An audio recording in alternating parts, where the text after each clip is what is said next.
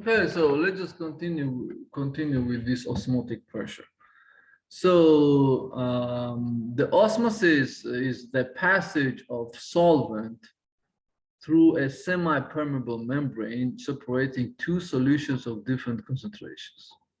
Okay, so this is very important because our cells, living cells, they have a membranes around, and ions are going through in and out of the cell. Or for example, blood cells, they have membranes. So, and then there is a passage of either proteins, water, solute, solvents. All these processes are happening through the membrane. So because of, and why they go in and out? Because of some osmotic pressure.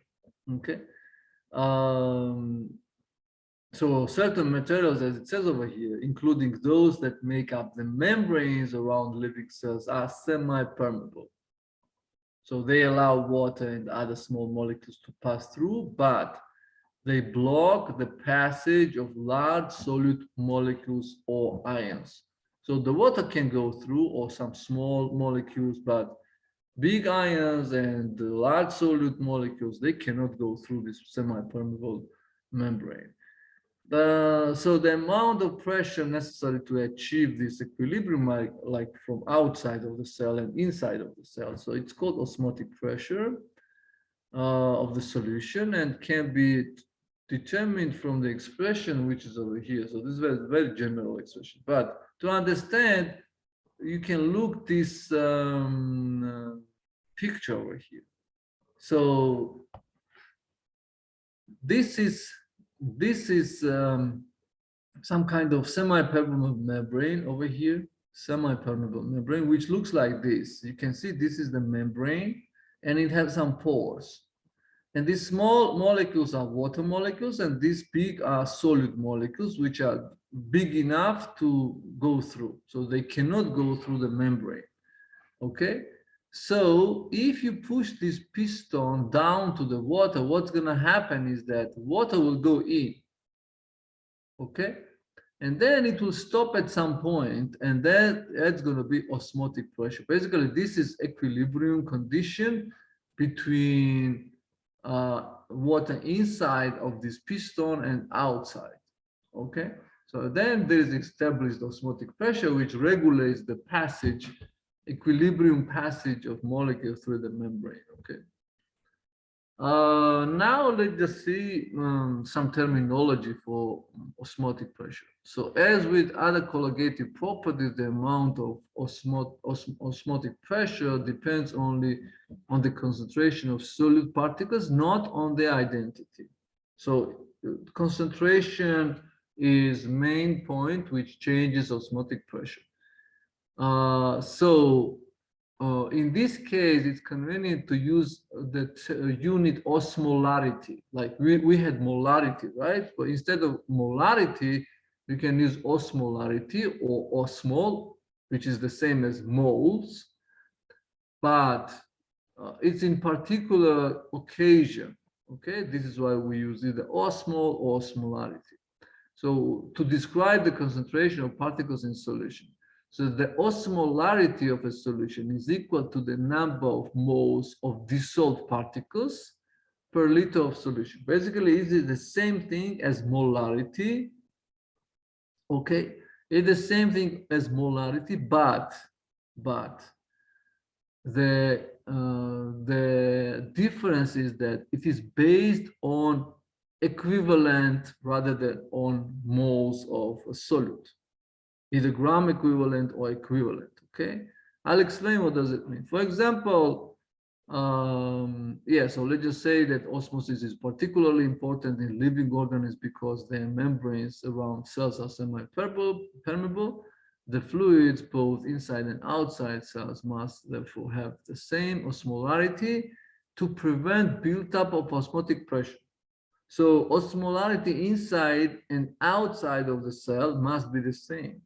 Otherwise, there will be the breaking of equilibrium and building up osmotic pressure and consequent rupture of the cell membrane. Depends on from which side is this osmotic pressure. For example, in blood, the plasma surrounding red blood cells has then osmolarity of approximately 0.3 osmol. Look at here. And this is called isotonic with respect of the cell content. Okay, so this is 0.3 osmol. Its osmolarity is 0.3 osmol. If the cells are removed from the plasma and placed in 0.15 moles per liter NaCl, and this is physiological saline solution, right? You guys know this is NaCl. This concentration, not different concentration. This concentration of NaCl is physiological saline solution, okay? So if we take some red blood cells, okay, we'll take it from plasma and put it in this amount of NaCl, this concentration of NaCl, nothing will happen with those cells, okay? They will be unharmed. Why? Because the osmolarity of the saline solution is 0.3 osmol. So this and this is the same. This one and this one, they're the same. So why 0.15 moles per liter of NaCl is the same as 0.3 osmol? Okay, so I have a question. How many moles of Na plus we have in this amount of NaCl? Can somebody tell me?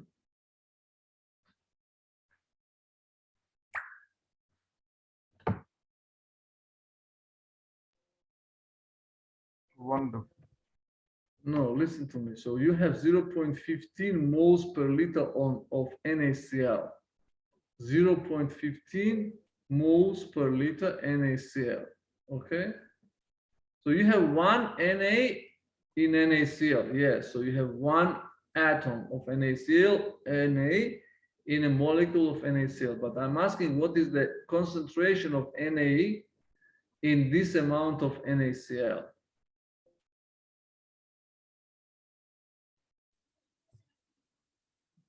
It's gonna be less than 1.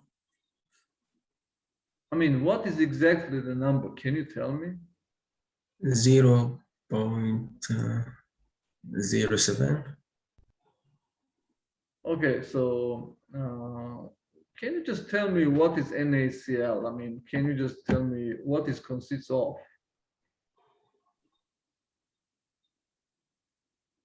Can you make it dissociated?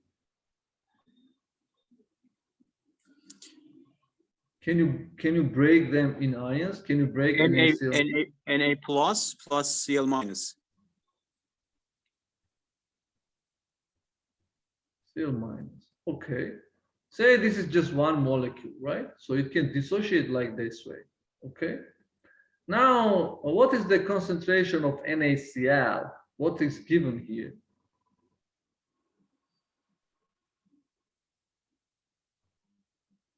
So what is the concentration of NaCl? 0.15. 0.15, right? Moles per liter. Right? Yes. Okay, so this is for the NaCl, right? For NaCl. Yes. Okay, if NaCl breaks down in ions, right? How many Na plus will be produced? What's going to be the concentration of this Na plus produced? The half.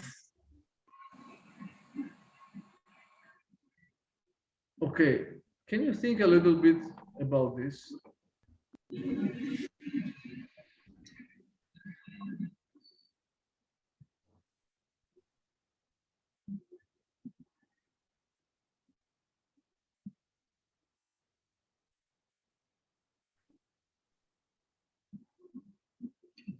It can be the same. I mean, 0.15 for Na and also for Cl minus. Of course, it's going to be the same. I mean, you have NaCl 0.15 moles per liter. So if it breaks down in ions and concentration is 0.15, it will produce the same amount of Na plus and the same amount of Cl minus as it is 0.15 moles per liter, right? Okay, Yeah. okay. Now, what's going to be the overall concentration of Na plus and Cl minus? Overall concentration as ions. It's multiplied to 2. Yes.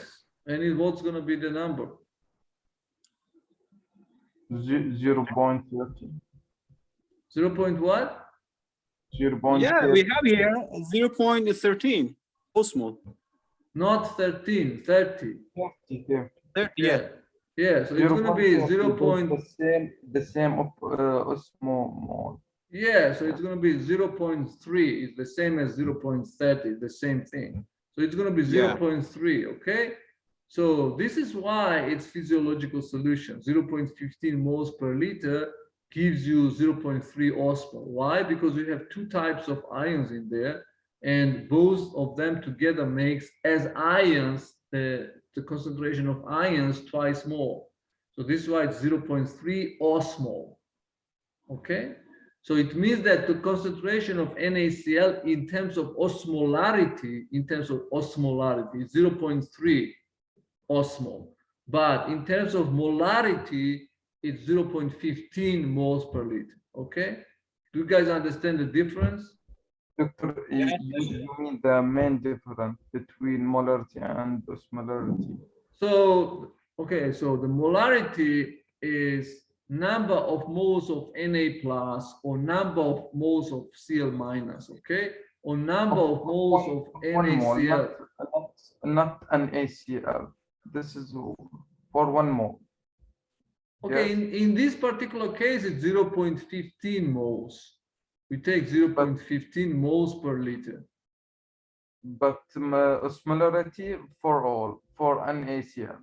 It's for everything, okay? It's for everything. For this one and for this one, both together. I mean, separately, it's 0.15, but together it's going to be 0.3. Okay? Doctor, so we can say if you give us the osmolarity, we can calculate the molarity. It will be how? In this case, yes. In this particular case, yes, it's going to be half because the charge for these ions is just 1. Okay, and this is why it just is exactly just you just multiply it by 2 or opposite divided by 2. But if you have different kind of ions, it depends. Again, it depends what's going to be the charge. In this simple case, yes, it just simply you double it, and this is why you have 0.3 osmol.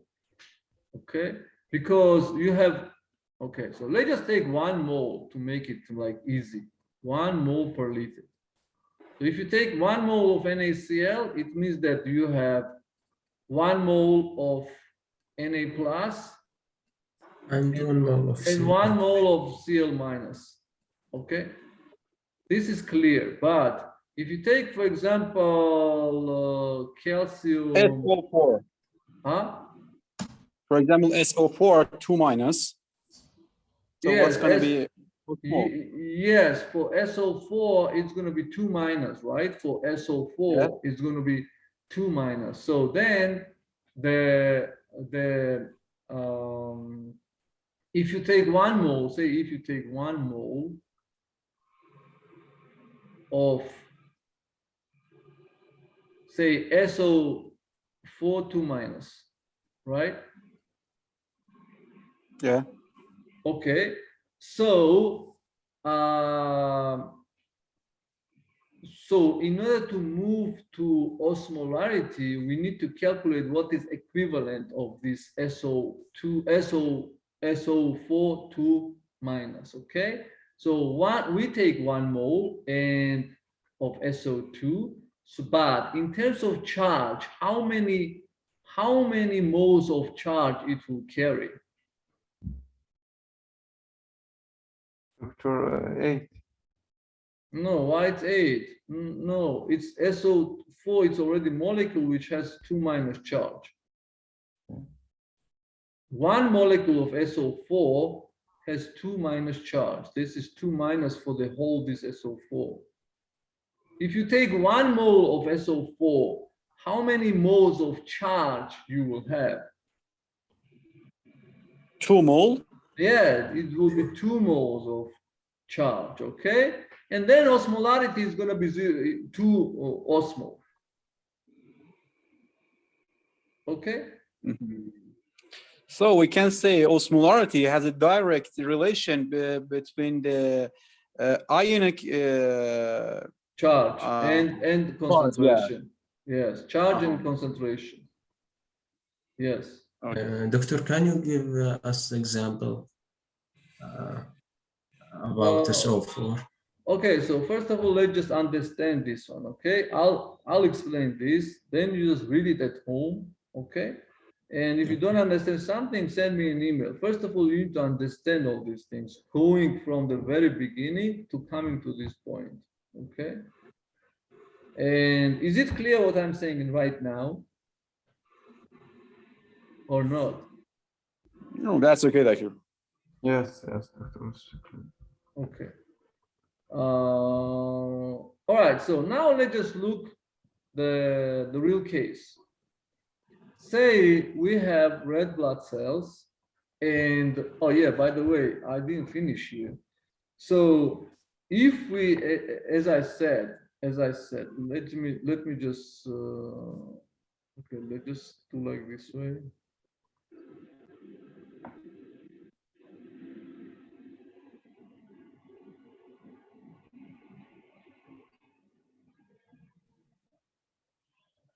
Sorry.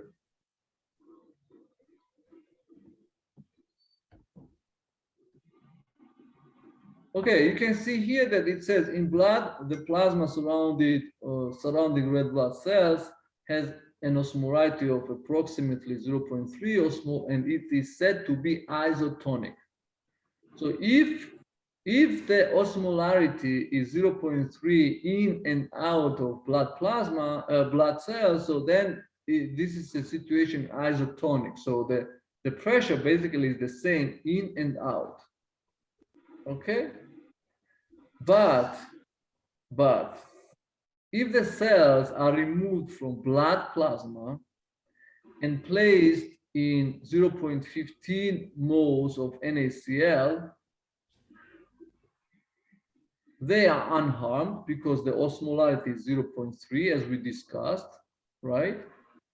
Okay, but if red blood cells are placed in pure water, right? In pure water, say we took red blood cells and we put it in pure water, right?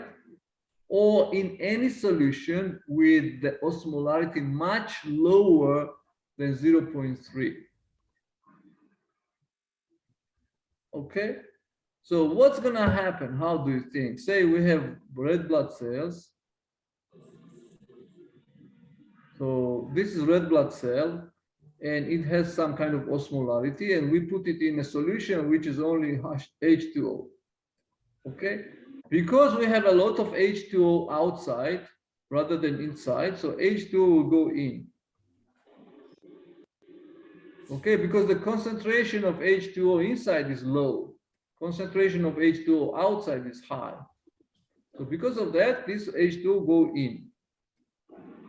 Okay, so this situation is hypotonic solution. So this H2O compared to the red blood cells, it's like hypotonic solution. Okay, and it will cause the swelling of the red blood cell. So it is called hemolysis. Yeah. Hypotonic from the higher concentration to the lower.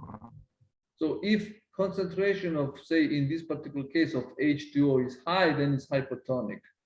Okay, but if the concentration is low of, so what does it mean actually, the water? So you have, say, a glass of water, right? So this is water, and you have some KCl in there. So this is KCl, right? So if the concentration of, or NaCl, let's say NaCl, if the concentration is 0.15 moles per liter, then it's okay, it's isotonic solution. But another case is that you have water and you have 0 moles of NaCl. 0 mole. So you do not have anything in there. So it means you have a lot of water, just water, okay? So this is gonna be hypotonic solution. This is hypotonic. Okay, it causes the swelling of red blood cells. Hypotonic if there are no zero matter. There is no KCl in there, or NaCl in there. Okay. The hypertonic, it's opposite. So osmolarity is greater than the cell content. So you have a cup of water, like water, and you have a lot of KCl or NaCl, a lot of them.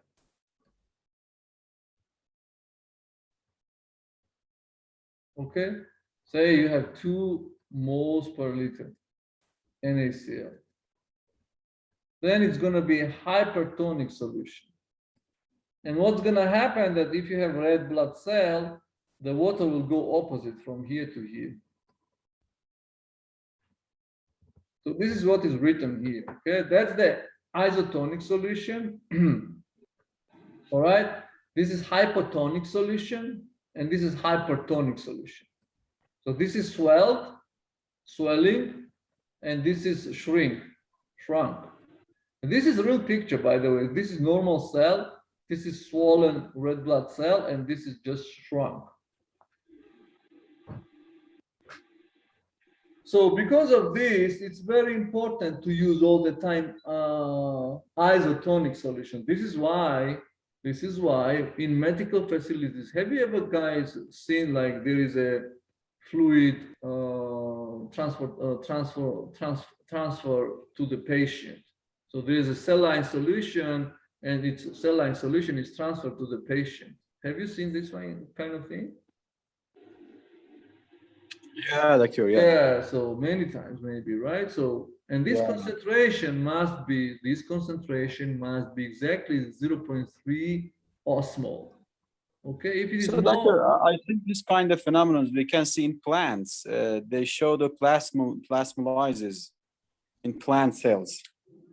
Yes, you can see the same phenomenon. Yeah. So because of this issue that you should have the same pressure, osmotic pressure in and out.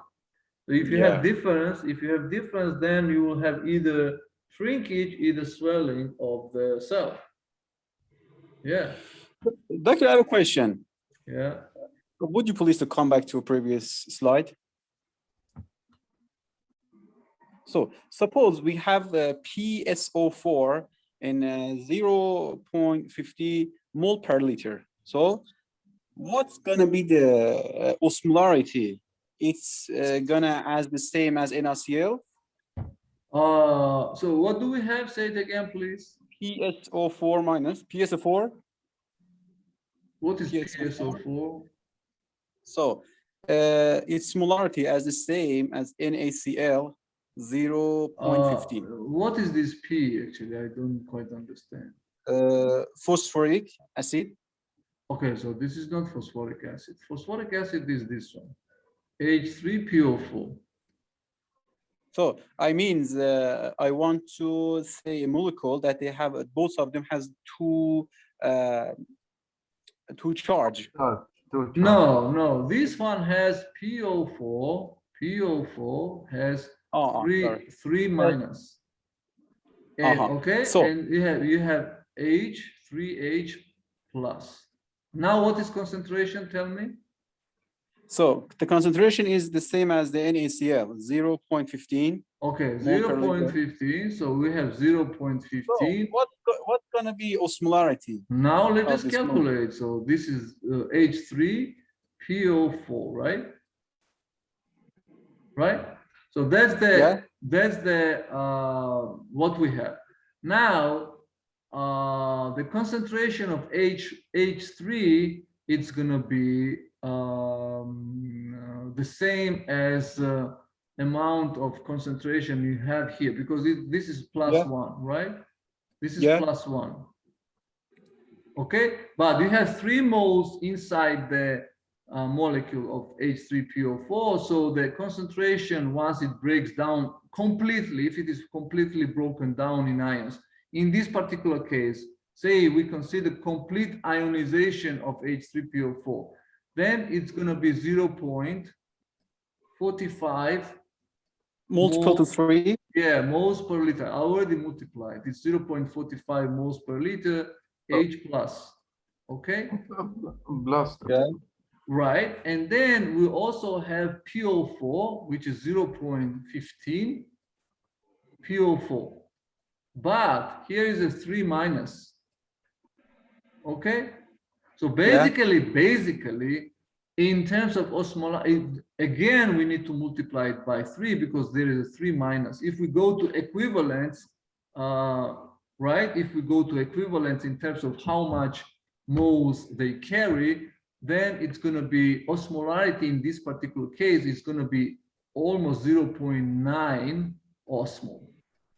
Why? Because we have 0.45 H plus and we have 0.45 also PO4 minus. PO4 3 minus. Because if okay, so the molarity will be 0.15 for PO4 3 minus, but it carries 3 charges over here. And then osmolarity will increase 3 times. Okay, and you will have like change of osmolarity like this one.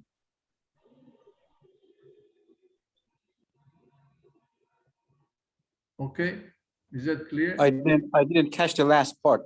Osmolarity of PO43 minus is equal to 0.15 multiplied to 3. Yeah, so this is what you will have the charge carrier. So you will have the so if we are going to do 1 gram equivalent case, then it's going to be so you will just need to do like opposite way. So you need to get molar mass of PO. So let's just take 1 mole. It will be like easier to understand. Okay. So if we take 1 mole of PO4, then in order to calculate gram equivalent of PO4, you need to take molar mass of PO4 divided by 3. So then it's going to be 1 gram equivalent of PO4. But in terms of number of moles of charge carriers, you will have 3 times more charge carriers if you have 0.15 PO4 3 minus. So you have 3 times more charges, right? 3 times more charges if you have 0.15 moles per liter PO4 3 minus. So how to say that? So basically you increase osmolarity 3 times. Because overall amount of ions you have is 3 times more for H plus and also 3 times more charge. The charge is 3 times more also for PO4 3 minus. Okay. Okay, thank you, Doctor. I don't know if I explained or not, but yeah, I'll try to. Yeah, I got it. I got it. Yeah. Thank you. Any other question here? Thank you. Okay, let's just go on. I have less than 10 minutes left. This is clear here? Yes. All right, so let's just stop with dialysis. So dialysis is very similar to osmosis. Just only difference is that you guys know dialysis, right? Yes. Yeah. So again, in dialysis, it's used semi-permeable membrane to clean the blood solution. Blood, basically, right? And there is an arterial blood which goes through the semi-permeable membrane, which is made with some kind of size of pores, and then some amount of particles go out from the membrane, all right, and some of them will stay in the membrane, in the blood, right? Yeah. So during that, basically separation of particles in the blood happens due to this semi-permeable membrane, which has kind of different pores than during the osmosis. And then those particles are left in the solution of dialysis, and this solution needs to go out. Okay, and then the purified blood goes back through the vein again back, right? And this circulation goes just, I don't know, as many times as it needs. Okay, so basically the same process as osmosis, just difference is that the pores of dialysis membrane are larger than those in an osmotic membrane, so that both solvent molecules and small solid particles can pass through. Okay, but large colloidal particles, they cannot go through. Yes, and the last one, I just there is some natural processes of osmosis also happening in the organisms. For example, if we look at this part over here, so the pressure of blood inside the capillary tends to push water out of the plasma. Okay, but the osmotic pressure of colloidal protein molecules tends to draw water into the plasma. So how this balance is preserved? So at arterial end of the vessel, blood vessels, the pumping of this blood is higher because the pressure is higher. And during that time, some particles can go out from the capillary because, you know, the pressure pushes them out. Okay, for example, some raw materials can go out from the capillary. But red blood proteins and cells go, of course, like continue the travel. But after it goes to the venous end where the pressure is really low and nothing pushes them out, then opposite, you know, this some waste can go into the blood. Okay, and then this circulation is actually continues, and then the natural processes take place as it's supposed to be, which might be very complicated. But things like osmosis are happening at different part of the blood capillaries because of different pressure based on whether it's close to arterial side or it's close to venous side. Okay. Basically, this is it for today. So I want you to understand this isotonic, hypotonic, and hypertonic environment, and also again we can discuss it again next time about this osmolarity and osmosis if we still have this issue. And this is what I want you to understand also about understanding why the vapor pressure is different for solutions and for pure solvents, and which one is high and which one is low and why. All these things I want to understand about these colligative properties. Okay. Any other questions? Thank you, Doctor. It was a great session for me, but I have some questions. So Yes. for next session, we have quiz from 2 previous sessions, yeah? For the next quiz, the quiz will be completely based only on pH and buffer. pH and buffer. Okay. Okay, That's so related to When or will be the first session after midterm. Say it again, please. You mean the quiz is related to our 7th session, I mean, yeah? Okay, so this quiz is related to the previous session and today's session as well, partially, because we discussed about pH and buffer today, right? So the today's session and the session and the previous session. So it was 2 weeks before, because last week we had a lab. So the 2 weeks before session. Okay, and then when the final result gonna be clear for us, what should we do for our lab part? Oh, is it possible to you for presenting or doing some projects or something like that? Okay, so let me give me a couple of days. I'll send out the email about it. Doctor, Okay, thank you, Sir, doctor. I want to ask you, I come late to our lecture. And I want to ask you, there are any lab next week? No. There are, next week there are quiz or what? Okay, I'll send out the email. What's going to be the next week as well. Okay. Oh. Thank you. Any other questions? Thank you, doctor. Have a good day. All right, you too. Enjoy the day. Bye. All right. See you guys later. Thank you. Goodbye. Goodbye.